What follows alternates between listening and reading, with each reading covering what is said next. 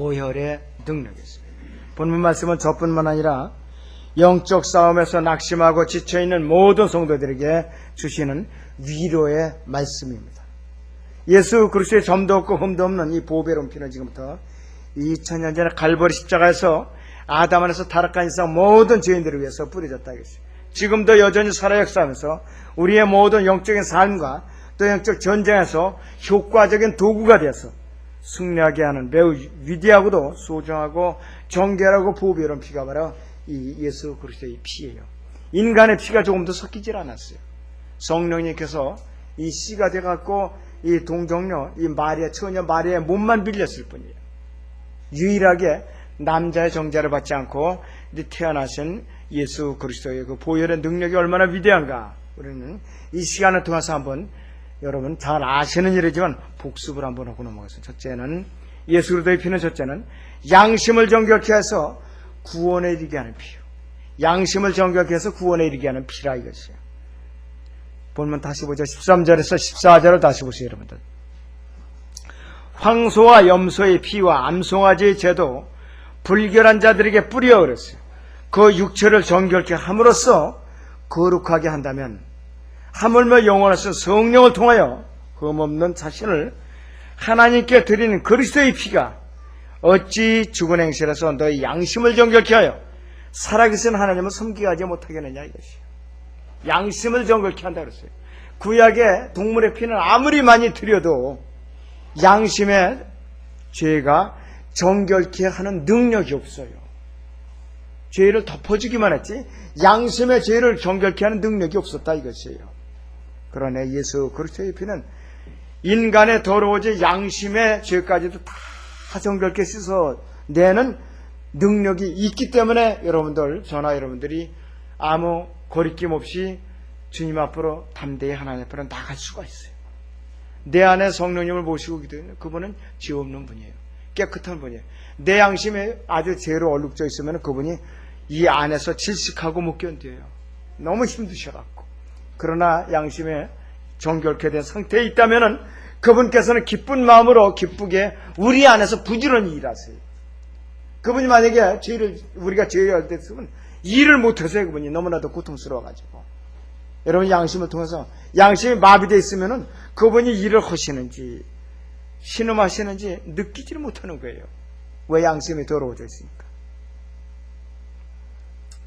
자, 그래서 성경은 예수 그리스도의 피가 얼마나 능력 있고 위대하신가 이것이 구약의 동물의 피들과 비교해서 설명을 하고 있어요. 구약의 성막에 있는 번제단에는 황소와 염소의 피가 뿌려졌어요. 그런데 히브리서 9장 13절에서 말씀하는 이 동물의 피들도 죄인들에게 효과적으로 역사했어요. 분명히 이 동물들의 피일지라도 영속 속은 피가 섞이진 않았어도 임시적으로 죄를 갖다 바치면은 그 피를 뿌리면은 죄가 용서가 됐더라 이것이에요. 근데 제거가 되질 않았어요. 왜? 양심이 시커먼 채로 갖다 바칠 수도 있어요. 구약은 그랬다 이것이에요. 자, 구약에는 여러 가지 명절 7가지 절기가 있었어요. 5가지 제사들이 있었어요. 그 중에 유대력으로 7월 10일에 있는 속죄일에는 대제사장이 자기 자신과 백성들의 죄를 속죄하기 위해서 속죄 제물을 바쳐요. 그때는 번제단에서 잡은 동물의 피와 성소 안에 있는 금양단에서 향을 취해가지고 금양로를 들고 지성소를 1년에 한 번 들어갑니다. 피와 금양로를 들고 들어가게 돼 있어요. 그리고 향을 피우면서 그 피를 자비석에 바르고 또 뿌리게 돼 있어요. 만약에 이때 대제사장이 죄를 지은 상태로 양심이 더러워진 상태로 그 지성소 안에 들어갔다면 살까요 죽을까요? 즉사요.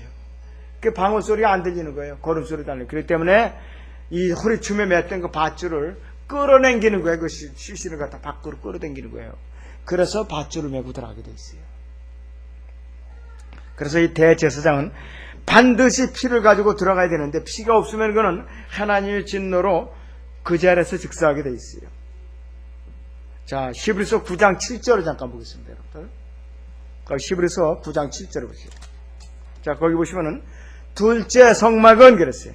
둘째 성막은 이것을 통해 보여주시는 것은 첫째 성막이 서 있는 동안에도 지성소로 돌아가는 길이 아직 나타나지 않았다는 것이라 그랬어요.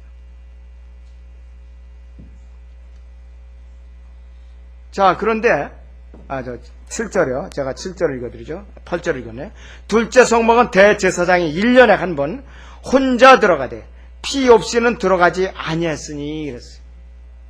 이 피는 자기 자신과 백성들의 잘못들을 위해서 드리는 것이라 그랬어요. 자기뿐만 아니라 백성들을 위해서 1년에 한 번씩 반드시 그 자비 속에다 뿌려야 된다 이것이에요. 그래야 1년간 효력이 지탱하는 거예요. 1년 지나면 또 들어가야 돼요. 그러나 예수님께서는 단번에 뿌려놓으셨으니까 우리는 계속해서 동물을 잡을 필요도 없어요. 여러분들 구약시대에 태어났으면 어려웠을 거예요, 살기가. 왜? 죄를 지을 적마다 자꾸 제물을 갖다 드려야 되는데 이것도 없으면 또 밀가루라도 갖다 드려야 됐거든요. 밀가루조차도 없는 백성들이 있었어요. 흉년이 드는 애는 말도 못했다 이것이에요. 그래서 여러분들이 구약시대에 태어나지 않은 걸 다행으로 생각하세요. 구약시대에 태어났으면 너무 번거로워요. 여러분들 장막절 지킬 수 있어요? 1년에 일주일씩 밖에 나와서 초막을 짓고 그 안에 들어서 떼약붙에 그늘 밑에서 쪼그리고 잠을 자야 된다 이것이에요. 구약의 이스라엘 백성들이 그렇게 살았어요. 그런데 지금 만약에 여러분들에게 초막절을 지키라 그러면 난감하죠. 참 짓고 그때 태어나지 않은 게 다행이죠, 여러분들. 자, 그래서 오늘날 죄인들이 하나님 앞에 나갈 때에 반드시 피를 가지고 나가야 하는 모형을 보여주고 있는데 우리는 실제적으로 피를 갖고 나가느냐? 아니잖아요. 여러분들은 이제 피를 갖고 나갔어요? 지금 만약에 피를 갖고 나갔다 동네 염소 만약에 소 남이 거 다 도둑 맞을 거 다 때려잡아가지고 그냥 근데 참 다행스러운 일이에요. 하나님께서 우리 처지를 어떻게 아시고 예수님을 보내주셔서 그 번거로운 조차를 다 이렇게 면제를 해주셨는가? 너무 감사한 일 아니에요. 하나님께 거룩하시기 때문에 어떠한 죄인들도 감히 그분 앞에 빈손으로 나갈 수가 없어요. 피 없이는. 그 죄인이 어떠한 선을 했든지 얼마나 훌륭한 일을 했든지 자기 의로 얼마나 의로운 행위를 했든지 중요한 건 아니에요. 그에게 있는 것이 어떠한 것이든지 그는 죄인으로 태어나서 여전히 죄를 품고 살고 있기 때문에 하나님 앞에 나갈 길이 막혀 있었다 이것이. 그러나 하나님 앞에 나가서 반드시 한 가지만이 필요해요. 뭐냐? 예수 그리스도의 피만이 필요하다 이것이. 근데 여러분들은 그 예수 그리스도의 피를 발랐죠. 어디다 발랐어요? 양심의 문서주에다 뿌렸잖아요. 언제? 주님을 영접한 그때에. 그때 받았어요. 민주자매도 지난주에 뿌렸어. 근데 안 나왔네. 그래서 자기 양심의 문서주에 예수님의 피가 뿌려졌냐 이것이에요. 그 사실이 확실하지 않다면 다시 영접해야 되거나 아니에요. 그럴 때는 구원 간증을 못하게 벌벌 떨고 어떻게 해야 되나 어렵고 뭔가 이게 덜 갈라졌어. 영광이 덜 갈라졌다. 그러니까 자신이 없어서 간증을 할 수가 없어요. 여러분들 구원 간증하는 거 어려운 거 아주 쉬워요. 너무 쉬운 일이에요. 지난번에 현영이 자매님 간증하는 거 보셨죠? 우리 조병원 여자님 현자매님 부부 간증하는 거 보셨죠? 그 다음에 우리 이 김순희 자매님 간증하는 거 보셨죠? 우리 또 이성래 자매님 간증하는 거 보셨죠? 구원 받았으면 저절로 나오게 됐어요. 편안하게. 자, 그래야만 성경을 봐도 머릿속에 쏙쏙 더 잘 들어와요. 더 잘 들어온다 이것이에요. 성경을 봐도 머릿속에 더 잘 들어오더라 이것이에요. 바로. 자, 그렇기 때문에 예수 그리스도의 피만이 필요한 것이 다른 건 필요가 없다 이것이에요. 창세기 4장에서 아벨이 그 형 카인에 맞아서 피를 흘려서 죽은 이후로 하나님의 법칙은 뭐냐? 피를 흘린 자는 반드시 피로 갚아야 된다 이것이에요. 피는 피로 갚아야 된다 이것이에요. 로마서 1장 23절에 죄의 삭은 사망이라고 그랬어요. 죄를 지은 사람 반드시 죽어야 된다고 말하는데 뭘 죽이나? 피를 흘려서 죽어야 된다 이것이에요. 그렇기 때문에 피 흘림이 없으면 죄 사함이 없다고 그래서 이 선언하고 있는 거라고 했어요. 그래서 죄는 반드시 피의 대가를 요구하는데 여러분들 지구상에서 여기서 계속 전쟁이 일어나죠. 무고한 피가 계속해서 흘러요. 양민들 학살하고 지금 저 남수단은요 아이들 중에 70%가 다 고아래요, 전부. 내전으로 다 부모들이 죽어가지고. 이런 지금 형편이에요. 여러분들 국가 자산인 어린 아이들이 70%가 고아라면 이게 보통 문제 아니에요. 정부에서 책임을 질 수가 없어요. 한두 명이 아니라 다 가지고. 그 정도로 지금 피폐해 있어요. 자, 여러분, 이제 앞으로 주님께서 오시면은 피값을 찾으러 오시는 거예요. 그냥 오시는 거 아니에요. 여러분들. 아마겟돈 이런 그 전쟁을 통해서 피값을 찾아갖고 팔레스타인의 피로다가 청소 한번 하시고 나서 땅을, 왕국을 세우시겠다 이것이에요. 여러분들 그렇게 끔찍한 일이 기다리고 있어요.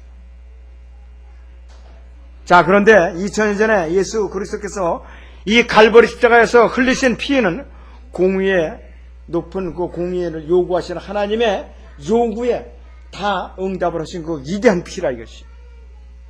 그래서 이 구약의 모든 짐승들, 구약의 예수님이 십자가 이전까지 흘렸던 모든 피 다 합친 것보다 예수님의 피는 더 위대하다 이것이. 왜? 양심의 죄까지도 정결케 하는 능력이 있기 때문에 그렇다 이것이. 골로새서 1장 14절 보세요. 골로새서 1장 14절 보세요.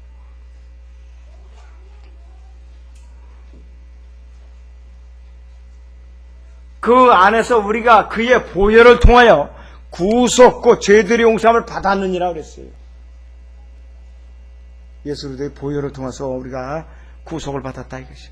한글 개혁성경에는 없어요. 그 말이 없어요. 보혈이라는 말이 없어요.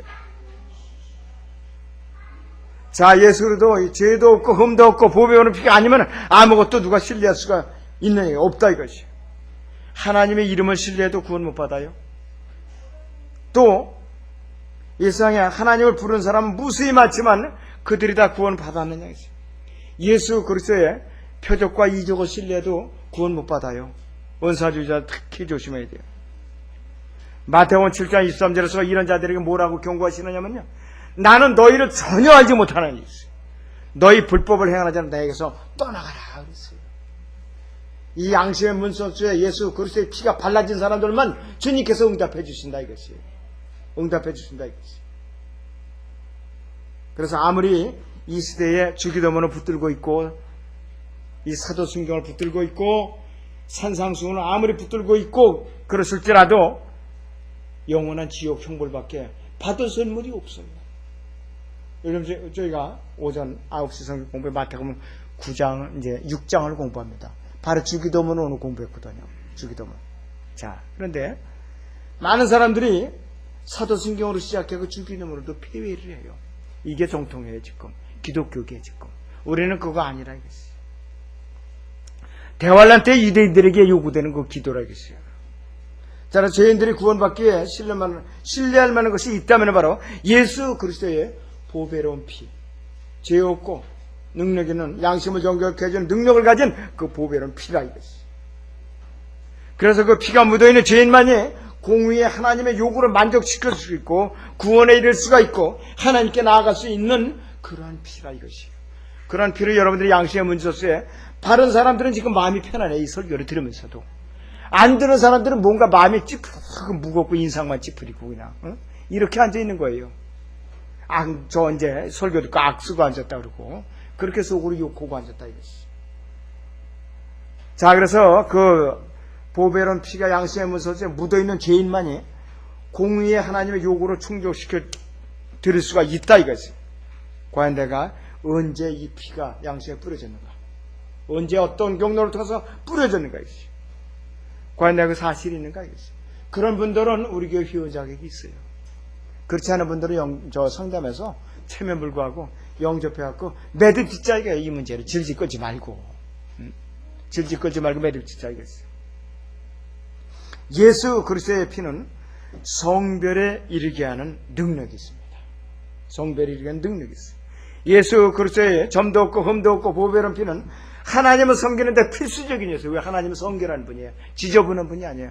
지저분한 양심 갖고는 그분을 섬길 수가 없다. 그런데 수많은 사람들이 거듭나지도 않은 채 양심의 문설주에 거룩한 피가 뿌려지도 않은 채 생명책에 이름도 없는데 주님을 섬긴다고 난리를 치니까 종교 행위가 근절이 안 되는 거예요. 이 나라가 이게 지금. 이게 문제예요 지금. 이거를 해결하는 방법은 뭐냐? 겸손하게 마음의 문을 열고 예수 그리스도를 나의 구세주로 받아들여서 영과 혼이 분리되어 일어나야지 그 일이 일어나는 것이에요. 그러니까 하나님께서 지금은 각 교회마다 엄청나게 지금 예배가 들어가지고 수만 군데에서 아주 하나님께서 괘씸해갖고 탄식하시면서 고개를 젓는 그런 데가 수두룩할 거예요. 지금 이 시간에도 받기 싫으니까, 구원받지 않는 사람들이 예배를 드리니까. 심각한 문제예요. 심각한 문제라 이것이. 그것이 지금 이 배교한 기독교계의 현실이라 이것이에요.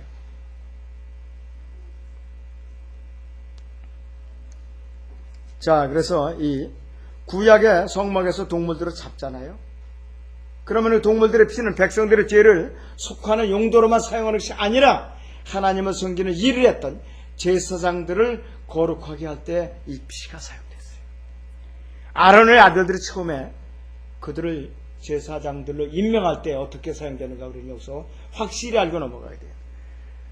레위기 8장 1절에서 9절까지 먼저 보겠습니다. 레위기 8장 1절에서 9절을 보죠.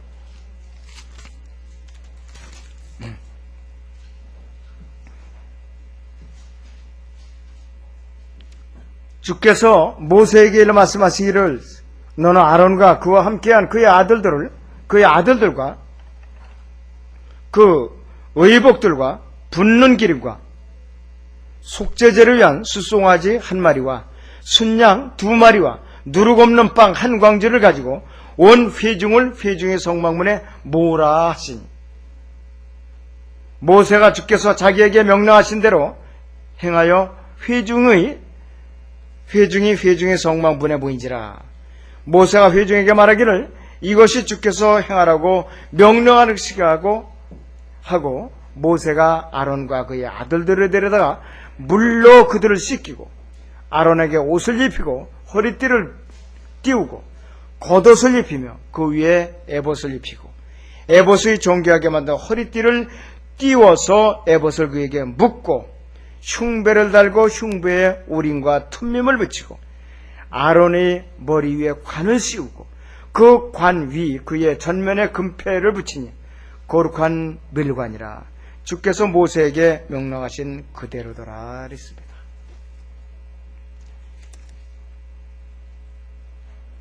레위기 8장은 제사장들이 봉헌하는 장면이에요. 레위기 8장 1절 36절 전체가 제사장으로 봉헌된 자들의 봉헌 절차와 성별하는 과정을 자세하게 기록하고 있다. 아론과 그의 아들들을 데려다가 물로 씻겨요. 6절에서 그 다음에 아론에게는 대제사장의 옷을 입힙니다. 그런데 이 절차가 복잡해요. 대제사장 옷을 입히는데 절차가 복잡해요. 7절에서 9절을 다시 봅니다. 아론에게 옷을 입히고 허리띠를 띄우고 겉옷을 입히며 그 위에 에봇을 입히고 에봇의 정교하게 만든 허리띠를 띄워서 에봇을 그에게 묶고 흉배를 달고 흉배에 우림과 툰밈을 붙이고 아론의 머리 위에 관을 씌우고 그 관의 그의 전면에 금패를 붙이니 거룩한 멸관이라. 주께서 모세에게 명령하신 그대로더라 그랬습니다. 여러분들이 좀 느끼는 거 없어요? 신약에서 이거 하고 뭐하고 느끼는 게 있을 텐데요. 에베소 6장을 잠깐 보세요, 여러분들.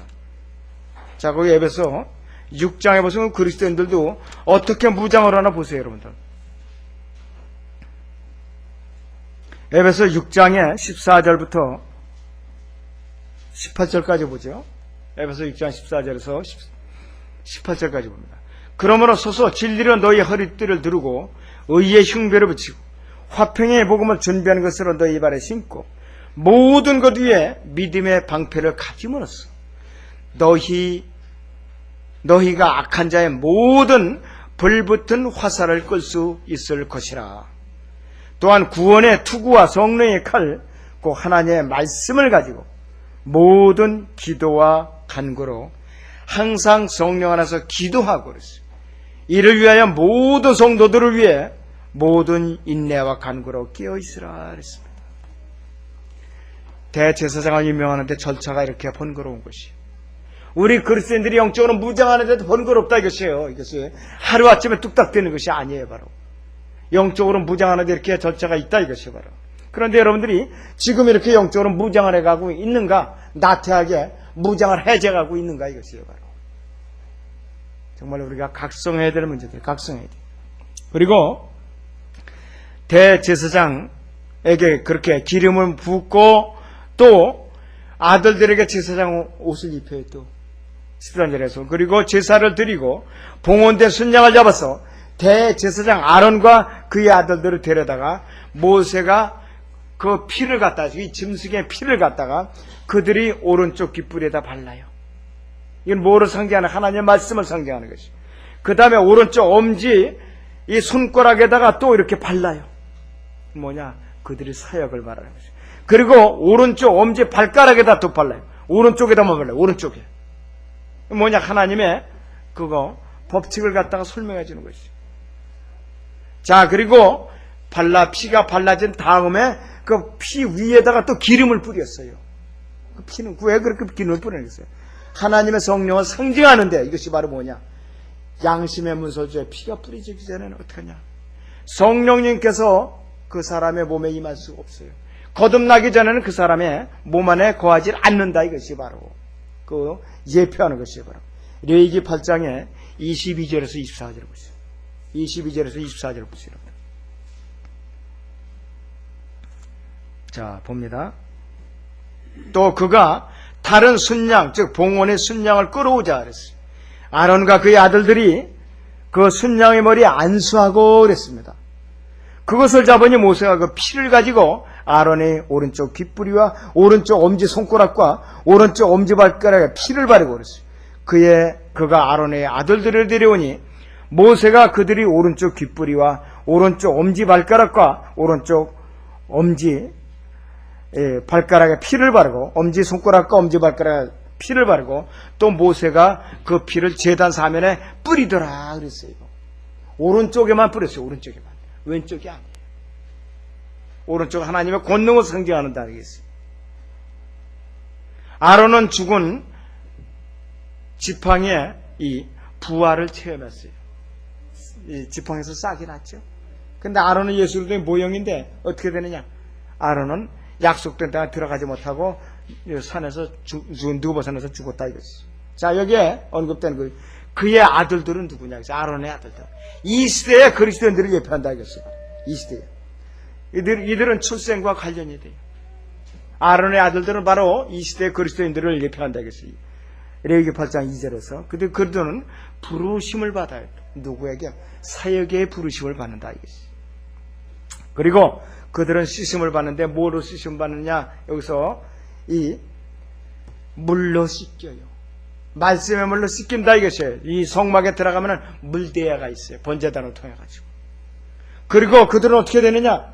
7절에서 보면은 아론에게 옷을 입히고 진리를 띄우고 겉옷을 입히며 그 위에 에봇을 입히고 있어요. 에봇을 경교하게 만든 허리띠를 띄워서 에봇을 그에게 묶고 있어요. 완전 무장하는 거예요. 진리로 완전 무장. 그리고 이제는 의와 결합이 됐죠. 의의 흉배로 졸라맨다. 그리고 그들은 이제 그와 함께 기름 부음을 받아야 대제사장들과 제사장 함께 기름을 부어 받는다.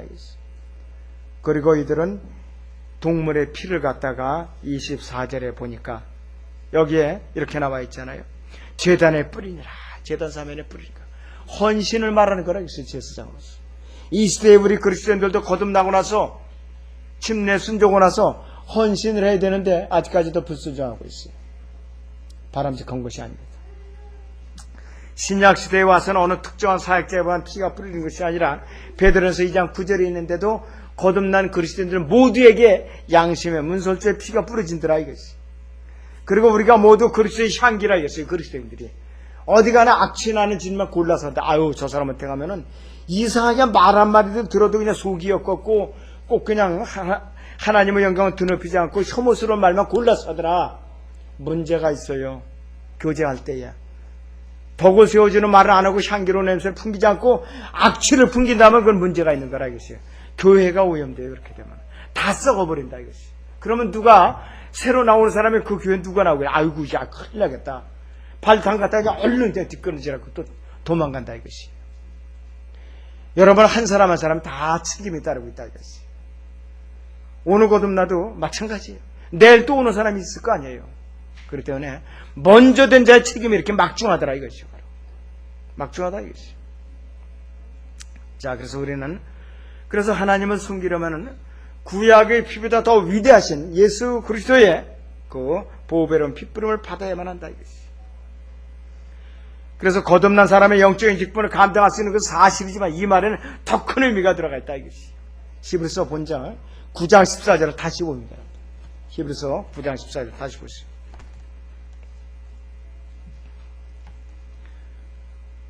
하물며 영원하신 성령을 통하여 흠없는 다신을 하나님께 드린 그리스도의 피가 어찌 죽은 행실에서 너희 양심을 정결케 하여 살아계신 하나님을 섬기게 하지 못하겠느냐.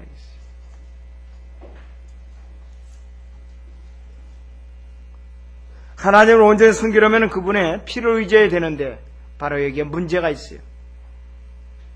하나님께서 거룩하신 분이에요. 그분을 온전히 섬길 수 있는 육체를 가진 사람은 없어요. 다시 말해서 양심이 정결하지 않은 상태에서 죄가 처리가 되지 않은 상태에서 하나님을 섬길 수 있는 사람이 없다 이것이. 이걸 뭐를 얘기하느냐? 바로 지성소에 1년 하면서 속죄일의 대제성이 들어가잖아요. 그거는 양심이 시커먼 상태로 들어가면 죽는다는 거죠. 죄가 있으면. 우리도 마찬가지에 있을 때 내가 양심이 시커먼 상태로서 지저분한 상태에서 주님을 섬기겠다. 안 돼요. 종교적인 행위로 얼마든지 통합니다. 매일같이 술 먹고 고주망태기가 돼가지고 주일날은 넥타이 싹 매고 면도하고 안 그러고 그리고 나갑니다. 사람들이 실제적으로 그런 사람들이 있어요. 자, 그런데 과연 그 예배가 합당한 예배가 되는가? 될 수가 없어요. 가증스러운 예배밖에 안 된다. 그래서 누구든지 죄를 지으면 양심이 더러워지게 돼 있어요. 우리 더러워진 양심을 가지고는 하나님을 섬길 수가 없다 그랬어요. 그래서 예수 그리스도의 피 자체가 양심의 죄까지도 정결하게 하는 그 능력이 있기 때문에 누구든지 자백을 하면은 양심이 깨끗해진다 이거예요. 그런데 자백을 시덕하게 안 하고 인색하게 안 없어요. 사람들이 어떻게 이렇게 입이 무거운지. 그런 때는 모범생이 돼도 안 되거든요. 내가 죄를 졌을 때 수다를 떨어야 돼요. 제발 좀 열어서 빨리빨리 주님 앞에 자백을 해야 된다 이거예요. 근데 안 한다 이거예요. 자, 그래서 양심이 화인 맞은 상태에서는 하나님과 전혀 관계가 없어요. 지옥은 안 가다라 하나님과 관계가 없더라 이것이. 그래서 예수 그리스도의 피에 의지 않고는, 피에 의뢰하지 않고는 이 세상에 어떤 누구도 양심이 절대로 정결될 방법이 없더라 이것이. 우리의 죄들을 자백할 때 그분의 피를 의지해야 한다는 말씀이다. 그래서 우리는 요한일서 1장 9절의 말씀은 여러분들이 언제든지 마음속에 꼭 품고서 여러분들이 자주 활용을 해야 된다 이것이. 요한일서 아기들을 위해서 제가 보죠. 요한일서 1장 9절을 봅니다. 요한일서 1장 9절을 보겠습니다.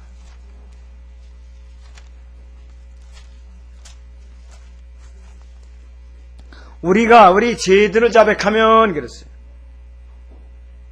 우리가 우리 죄들을 자백하면 그는 신실하시고 의로우셔서 우리 죄들을 용서하신 모든 불의에서 우리를 깨끗하게 하시느니라 그랬어요. 자, 또 7절도 볼까요?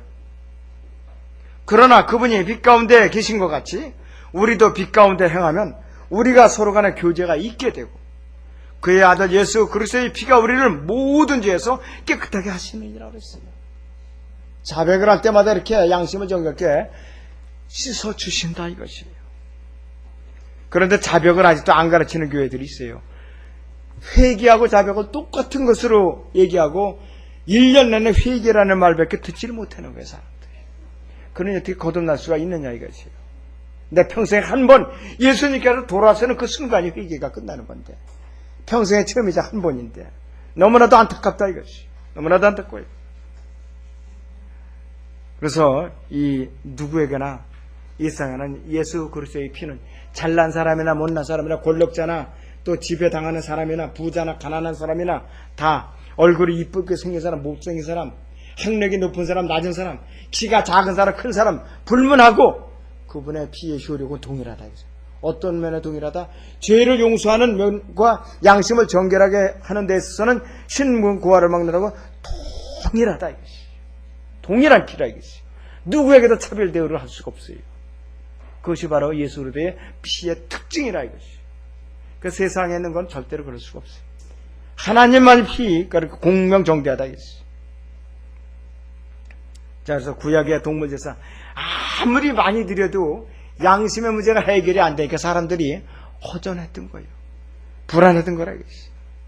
따라서 우리는 양심을 괴롭게 하는 어떠한 내적인 싸움에 대해서도 예수 그리스도의 피를 통해서 자유롭게 돼야 되는데, 자유를 잃고 얼굴이 표정이 죽어가지고서 기쁨이 사라진다면 문제가 있죠. 문제가 있어요. 여러분들이 시험이 왔을 때 그 사람의 믿음을 알아볼 수가 있어요. 그냥 시험이 오자마자 그냥 뒤로 넘어지는 사람은 영적으로 갓난아이예요. 아직도 그걸 이겨내야죠. 예수님께서 패배하는 거랑 똑같은 거예요. 거기서 예수님께 수치를 안겨드리는 거랑 똑같다 이것이. 그래서 이 예수 그리스도 정결케 하는 피로 단순히 예수 그리스도의 죽음이나 희생자는 과거의 사건에다 제한을 시키니까 영적 전쟁에 문제가 생기죠. 무기가 없어졌잖아요. 과거로 다 제한을 시키니까. 현재 나한테 적용을 시켜야 되는데 나한테 내가 무기 역할을 하는데 과거의 역사적인 십자가에다 묶어두니까 내가 무장해제 당한 거예요. 무기가 있어야 싸우지. 여러분들 시제로 착각하면 안 돼요. 현재 언제까지 몸의 구속을 받는 그 순간까지 나의 오른쪽에 강력한 무기라 이것이에요. 예수 그리스도의 피 절대로 내려놓으면 안 돼요. 내려놓는 순간 마귀가 예리한 칼로 찌르고 들어와요. 옳다, 내가 요때를 얼마나 기다렸지, 이 멍청한 놈아. 그때 들어온다 이것이에요. 절대로 무장해서는 안 돼요. 예수 그리스도의 피는 네 번째는 마귀를 대적할 수 있는 유일한 피예요. 마귀를 대적할 수 있는 유일한 공격무기가 예수 그리스도의 피라 이것이에요. 마귀를 공격할 수 있는 유일한 피라 이것이에요. 예수 그리스도의 점도 없고 흠도 없는 이 보배로운 피, 마귀를 대적하는데 우리가 없어서는 안 될 유일한 무기예요. 뭐 다른 무기 필요 없어요. 성도들의 내적인 영적 싸움에서도 효과적으로 역사하지만은 마귀가 직접 우리를 대적할 때에도 우리는 이 무기를 빼놓고 상대할 수가 없어요. 예수 그리스도의 피는 마귀를 벌벌 떨게 할 수 있는 그러한 무기라 이겠어요. 마귀가 어떤 그리스도인의 구원을 뺏어가려고 막 그냥 공격을 할 때 양심에 뿌려진 피를 갖다 보여주는 거예요. 너 이래도 댕길 거예요 하면서. 나는 예수 그리스도의 피라는 무기가 이렇게 여기에 무장을 하고 있다 이거였어요. 마귀가 그 사람을 괴롭히긴 해도 잡아먹을 수가 없어요. 빼앗아갈 수가 없다 이것이에요. 바로 어떤 연약한 그리스도인들을 실족시키려 할 때 예수 그리스도의 피로서 내가 담대하게 대적할 때 마귀가 물러갈 수밖에 없다 이것이에요. 마귀는 이미 예수 그리스도의 피 앞에서 갈보리 십자가에서 호되게 패배한 적이 있기 때문에, 그렇기 때문에 지금 그 수가 있어요. 마귀는 똑똑하다 그랬죠. 그런 반면에 결정이 뭐냐, 이놈과 마귀도 오고 예수 그리스도의 보혈에 의해서 혼쭐이 났기 때문에 그게 잊혀지질 않는 거예요. 그렇기 때문에 예수 그리스도의 피를 갖다가 들이대면은 도망을 가게 돼 있다 이것이에요. 그래서 갈보리 십자가는 하나님과 마귀의 치열한 결정장이었다 그랬어요. 여러분 이사야서 5장 8절을 봅니다. 구약 이사야서 5장 8절을 보세요. 이사야서 50장 8절입니다.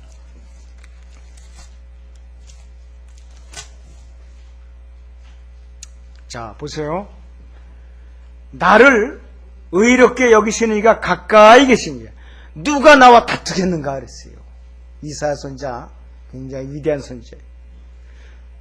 우리가 함께 서자 이것이에요. 누가 나의 대적자인가? 그를 내게 가까이 오게 하라 이것이에요. 9절에 보라 주 하나님께서 나를 도우시리니 나를 정죄할 자가 누구랴? 보라 그들은 모두 옷처럼 낡아질 것이요 조미 그들을 먹으리라 그랬어요. 예수 그리스도의 피를 위해서 도전장을 보내서 누구든지 다 덤벼라 이것이에요. 예수 그리스도의 피를 위해서. 여러분들 몸이 아픈 분들 계세요? 이런 때 예수님의 피를 좀 흠뻑 자꾸 발라요. 좀 발라. 말씀의 피를 좀 발르라 이것이에요. 베갯잎에다 이렇게 자꾸 그냥 성경을 덮어두지만 말고 이 피의 책을 좀 발라서 적셔요. 좀 위안이 된다 이것이에요. 자, 예수 그리스도께서는요 갈보리 십자가에서 마귀에게 치명타를 가했어요. 이미 이루어놓으신 승리라 했어요. 마귀가 그 머리가 아직까지 부서지지 않고 계속해서 우리를 괴롭힐지라도 이미 우리에게 판정승이 내려졌다 이것이. 로마서 16장 2절에서는 예수님께서 사탄의 머리를 속히 부수실 것이라고 했어요. 그런데 벌써 2000년이 지났어요. 하나님께는 하루가 2000년과 1000년이 하루 같다고 그랬잖아요. 1000년이 하루, 1000년이 하루 같다고 그랬어요. 자, 우리는 예수 그리스도의 피로서 죄로부터 구원을 받았죠. 그 다음에 이 피로서 우리는 셋째 하늘에 들어가요. 그 다음에 이 피로서 우리는 내적인 싸움에서 승리합니다. 그 다음에 이 피로서 우리는 하나님을 섬기고, 이 피로서 우리는 계속해서 매 순간마다 마귀를 대적하고 있어요. 이 모든 일에서 마귀는 이 피 앞에서 패배한 자라 이것이. 우리가 마귀를 대적할 수 있는 무기는 예수 그리스도의 이름과 변개되자 하나님의 말씀과 예수 그리스도의 피예요. 이 세 가지가 각자가 적용을 하면 이게 힘이 약해요. 이걸 갖다 셋을 결합시켜보세요. 예수 그리스도의 이름, 예수 그리스도의 또 피로서 기록된 이 말씀, 기록된 성경, 예수 그리스도의 피, 이 셋을 갖다 한데 모아보라 이거. 그러면 힘이 몇 값을 더 증폭해서 나타나는 것이. 분리시키지 말라 이거. 묶으라 이게 항상.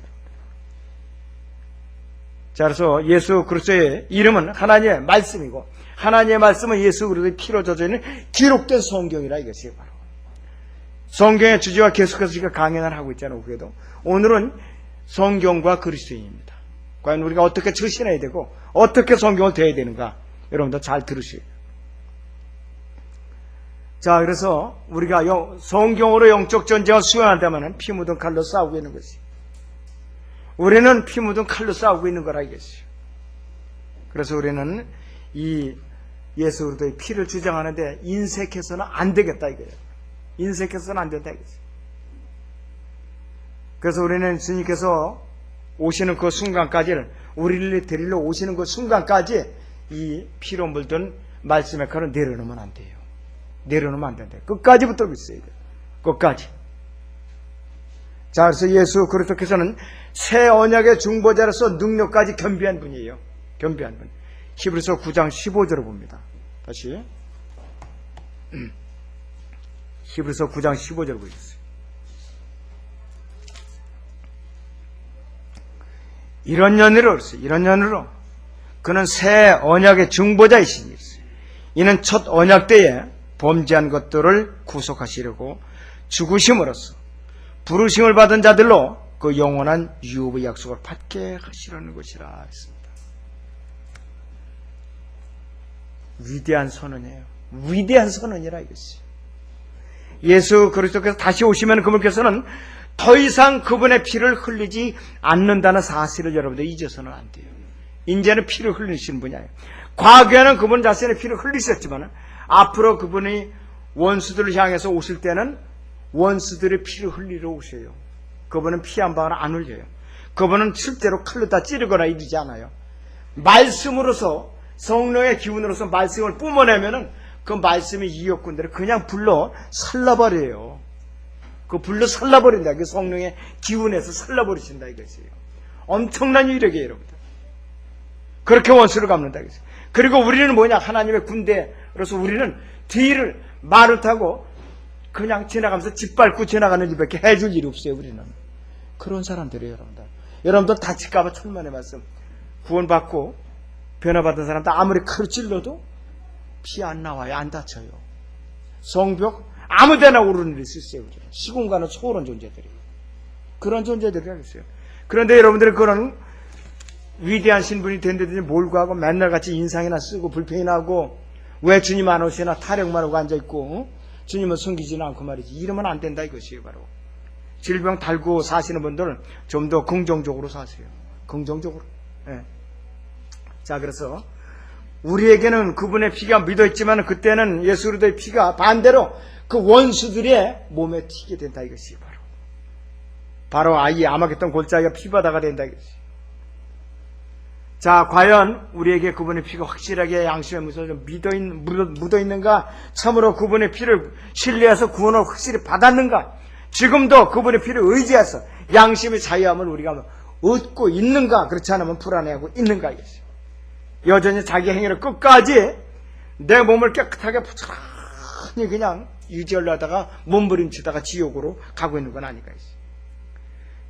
지금 당장 주님께서 오신다면 참으로 내가 예수 그리스도의 피 아래서 승리를 자랑스럽게 주장할 수 있는가 이것이요. 여러분들 그런 상태가 있는가 이것이요. 그분의 피가 우리의 생명을 영원히 보좌하고 있는 것을 확신하고 있는가 이것이요.